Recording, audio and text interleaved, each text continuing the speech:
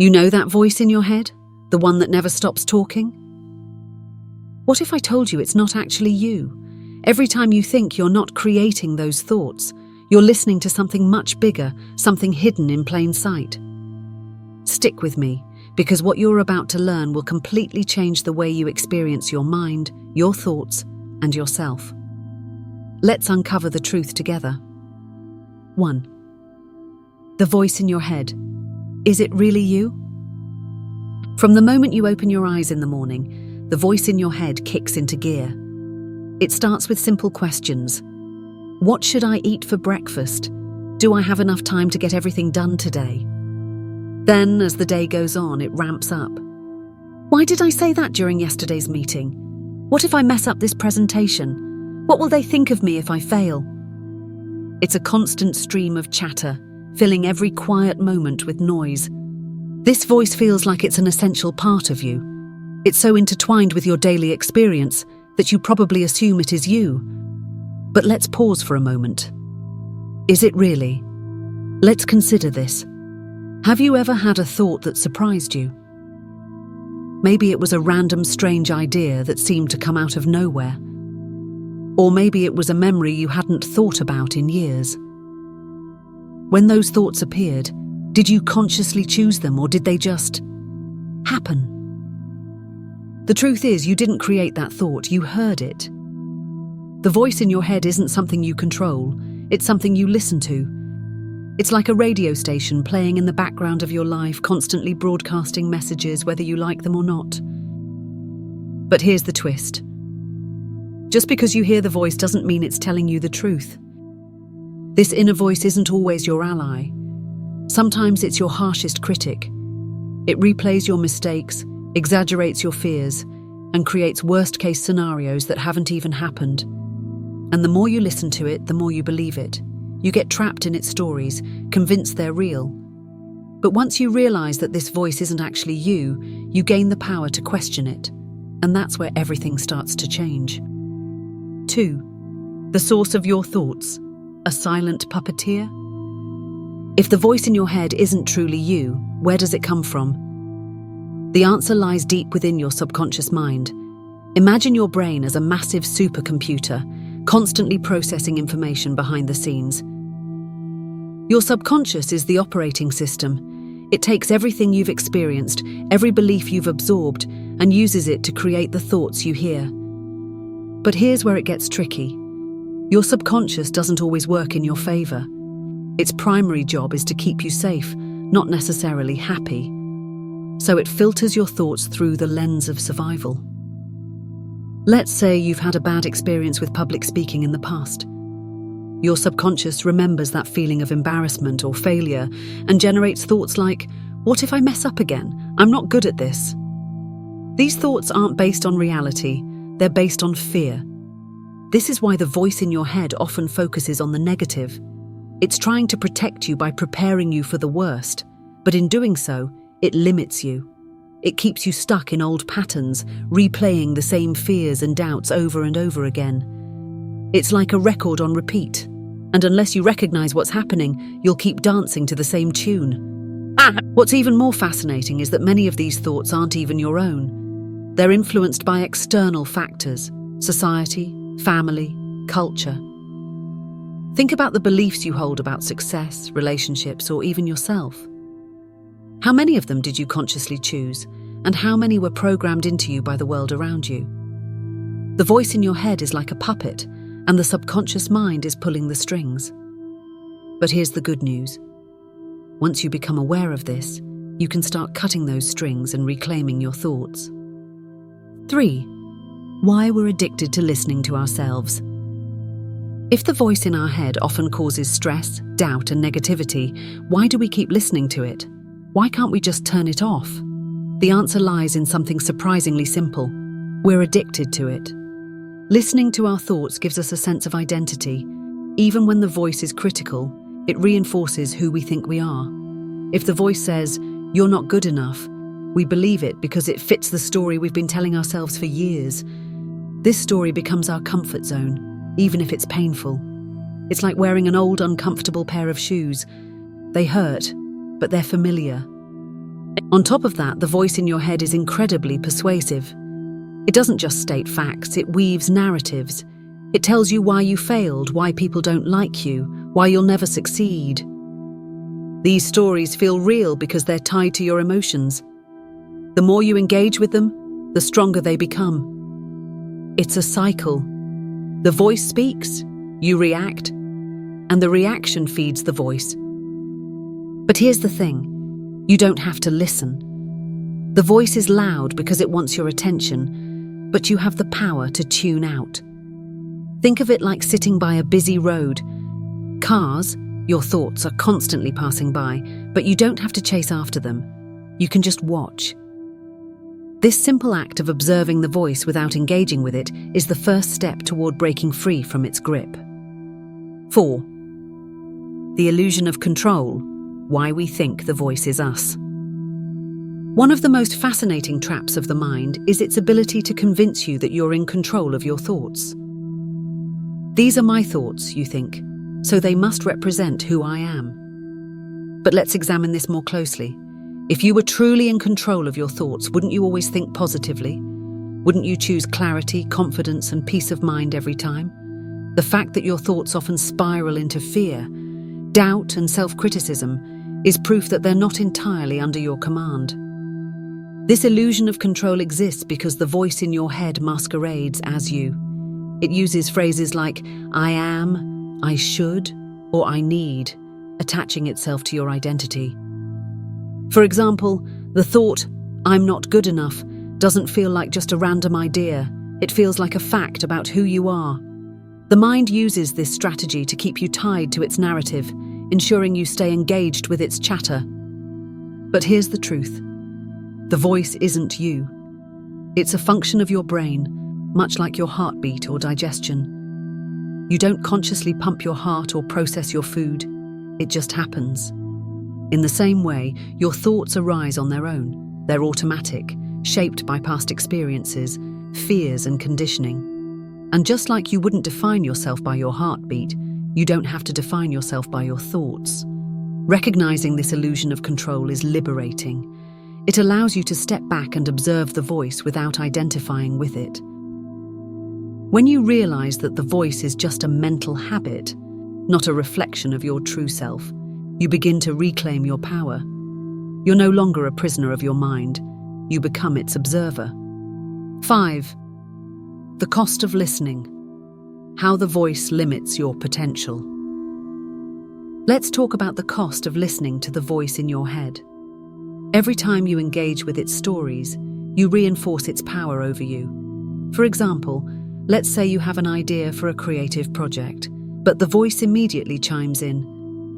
What if it fails? What will people think? You're not talented enough to pull this off. If you believe these thoughts, you'll likely abandon the idea before you even start. The voice has effectively stopped you from reaching your potential. This pattern repeats itself in every area of life: relationships, career, health. The voice magnifies your fears and doubts, keeping you stuck in your comfort zone. It convinces you that staying safe is better than taking risks, even when those risks could lead to growth and fulfillment. But the real cost isn't just missed opportunities, it's the erosion of your self-trust. Every time you listen to the voice instead of your intuition, you lose a bit of faith in yourself. Over time, this creates a cycle of self-doubt that becomes harder and harder to break. The good news is that you don't have to silence the voice entirely to move forward. You simply have to stop believing it. When the voice says, "You can't do this," you can acknowledge it without letting it control you. Instead of reacting, you respond with curiosity. Why do I feel this way? Is this thought helpful or true? This simple shift in perspective can unlock doors you didn't even know were closed. 6. The power of awareness. Observing the voice without judgment. Here's where the transformation begins. Awareness. The moment you become aware of the voice in your head, it loses its grip on you. Think of it like turning on a light in a dark room. The shadows that once seemed so threatening are revealed for what they are. Just shadows. Awareness doesn't mean fighting the voice or trying to silence it. In fact, Resistance often makes it louder. Instead, awareness is about observing the voice without judgment. When a thought arises, you simply notice it. There's that fear of failure again. Interesting. By observing your thoughts in this way, you create distance between yourself and the voice. You become the watcher, not the participant. This practice of awareness is incredibly powerful because it shifts your focus from the content of your thoughts to the process of thinking itself. You start to see the patterns and triggers that drive your inner dialogue. For example, you might notice that the voice gets louder when you're stressed or tired. This awareness gives you the ability to respond to the voice with compassion instead of criticism.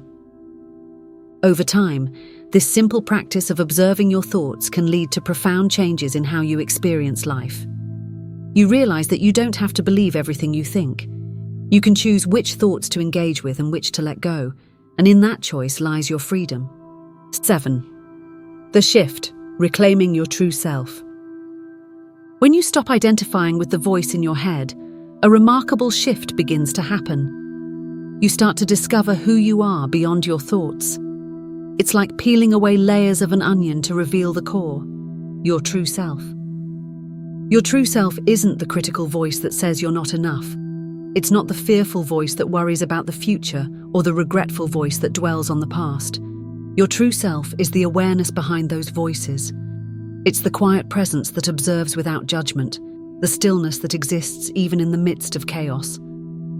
This realization is transformative because it frees you from the stories the voice has been telling you. You begin to see yourself not as a collection of thoughts and labels, but as something much deeper, something limitless and unchanging. This shift isn't just a change in perspective, it's a return to your natural state of being. Reclaiming your true self doesn't mean the voice in your head disappears. It will still chatter away, but it will no longer define you. Instead of being controlled by the voice, you learn to use it as a tool, a servant, not a master. And in doing so, you open the door to a life of peace, clarity, and purpose. 8. Practical steps to break free from the voice. Understanding the voice in your head is one thing. Learning to break free from it is another. Here are some practical steps you can take to reclaim your mind. Practice mindfulness. Dedicate a few minutes each day to sitting in silence. Focus on your breath or a simple mantra. When thoughts arise, let them pass without attaching to them. This practice helps you cultivate awareness and detach from the voice. Question your thoughts. When the voice says something negative, ask yourself, is this true? Is this helpful?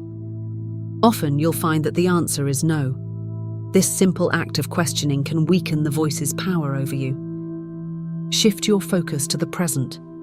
The voice thrives on the past and future, but it struggles in the present moment. Engage your senses. Notice the sights, sounds, and sensations around you. This pulls you out of the mind's chatter and into the here and now. Write it down. Sometimes the best way to deal with the voice is to get it out of your head and onto paper. Journaling can help you see your thoughts more clearly and put them into perspective. Seek support. Breaking free from the voice is a journey, and it's okay to ask for help. Whether it's through therapy, meditation groups, or self-help books, surrounding yourself with support can make a big difference. These steps aren't about silencing the voice. They're about changing your relationship with it. Over time, you'll find that the voice becomes less intrusive and more manageable. And as it fades into the background, your true self begins to shine through. 9. The illusion of thought ownership. You are not your thoughts. One of the greatest breakthroughs you can have is realizing that you are not your thoughts. For most people, this concept feels almost impossible to grasp. After all, how can you not be your thoughts when they're so deeply intertwined with your experiences, emotions, and actions? The truth is, your thoughts are simply fleeting patterns of energy, automatic processes created by your brain. They arise, exist for a moment, and then disappear, just like clouds passing through the sky. Let's break this down further. Imagine standing by a river. The river represents your mind, and the water flowing through it represents your thoughts. Most of us jump into the river, grabbing onto each thought as it flows by, identifying with it as if it's part of who we are. "This thought is mine," we say, and we hold onto it tightly, even when it causes pain. But what happens when you step out of the river? You realize that the water, the thoughts, was never yours to begin with. It was just flowing by.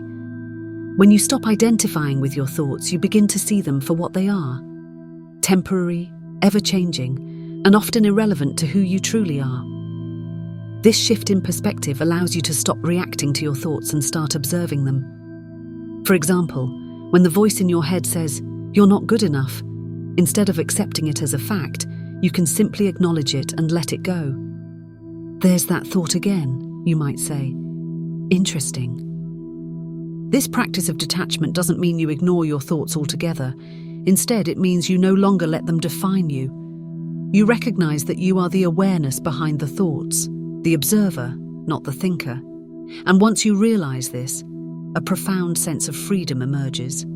You no longer feel controlled by the stories your mind creates. You begin to live from a place of clarity and peace, unburdened by the constant chatter of the inner voice. Thank you for watching. If this video opened your eyes to something new, make sure to like, subscribe, and share it with someone who needs to hear this. Let me know your thoughts in the comments. I'd love to hear your perspective. Until next time, stay present and take care.